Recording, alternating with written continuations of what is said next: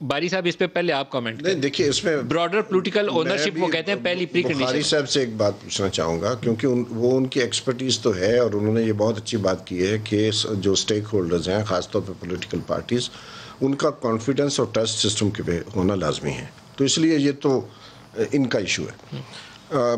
میرا ایشو یہ ہے کہ جب تک آڈیٹیبل ٹریسیبل بیلٹ پیپر نہیں ہوگا تو ای وی ایم نہیں چلے گی. اور اس کی بنیادی وجہ جو جرمنی میں ختم کیا گیا ہے اور ہالینڈ میں ختم کیا گیا ای وی ایم کو, اس کی بنیادی وجہ یہی تھی کہ میں جو ہے مجھے نہیں پتا جس کو میں نے ووٹ ڈالا اس کو پڑھا ہے یا نہیں پڑھا, ٹھیک ہے مجھے ویسے بھی نہیں پتا, لیکن جو ٹریس کیا جا سکتا ہے کہ کتنے لوگوں نے ووٹ ڈالا ہے اور کس کو ووٹ ڈالا ہے گنتی میں آ جاتا ہے. لیکن ایسا سسٹم امریکہ میں بیلٹ ٹریسیبل ہے؟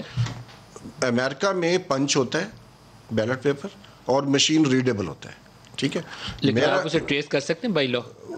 بائی لا آپ یہ ٹریس کر سکتے ہیں اس بندے نے ووٹ ڈالا یا نہیں ڈالا, لیکن نام نہیں بتا سکتے کہ کس کا ووٹ ہے. بھائی صاحب سے معذرت سے دیکھیے کیسز ایسے سامنے آئے ہیں کہ کسی شخص نے اور ابھی ایکسپرٹ نے انہوں نے جی $1,000 کی پرانی کوئی ووٹنگ مشین تھی جو متروک ہو چکی وہ خریدی, اس کی ہارڈ ڈرائیو میں پورا ڈیٹا اسی طرح پڑا تھا کہ کس نے کس کو ووٹ. کہاں پہ؟ سر امریکہ میں سر ای بے پہ اس نے خریدی machine and they found out the hard drive was untampered. اس میں بالکل سر ایشو یہ ہے دیکھیں جو بخاری صاحب فرما رہے ہیں درست فرما رہے ہیں, لیکن ووٹنگ میں سنیں لیکن ووٹنگ میں ایک پیچیدگی ہے. آپ نے ایک طرف اس کی سینکٹیٹی قائم رکھنی ہے لیکن ووٹ ڈالنے والے کی آئیڈینٹی اس سے علیحدہ کرنی ہے.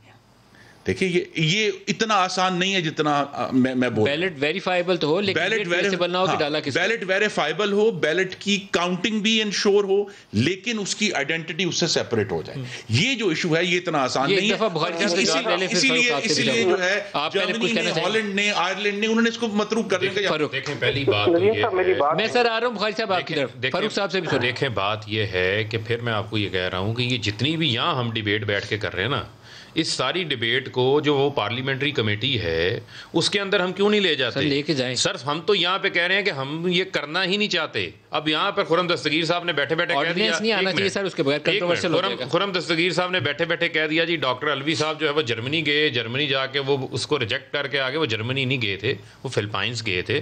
ان کے ساتھ پوری کمیٹی گئی تھی, جو کمیٹی کے لوگ تھے انہوں نے اس سسٹم کو پسند کیا تھا, لائک کیا تھا. یہاں کے ایم این ایز نے بھی اس کو دیکھا تھا, انہوں نے بھی اس کو جو ہے وہ پسند کیا تھا. اور جس یہ ای وی ایم کی بات کر رہے ہیں کہ وہ گبول صاحب کہہ رہے تھے وہ ہیک ہو جائے گی, بھائی اس کا انٹرنیٹ کنیکشن سے کوئی تعلق ہی نہیں ہے, وہ وداؤٹ انٹرنیٹ رن ہوگی. اور آپ اے ٹی ایم یوز کرتے ہیں, آپ کریڈٹ کارڈ مشین یوز کرتے ہیں, کسی جگہ شاپنگ کرتے ہیں, تو جب آپ ٹرانزیکشن تو آپ کی الیکٹرانکلی ہو جاتی ہے لیکن آپ کو ایک رسید بھی ملتی ہے. اسی طرح اس ای وی ایم کے اندر بیک اینڈ کے اوپر ونڈو کے اوپر پیپر بھی بیک اینڈ کے ساتھ اٹیچ ہے.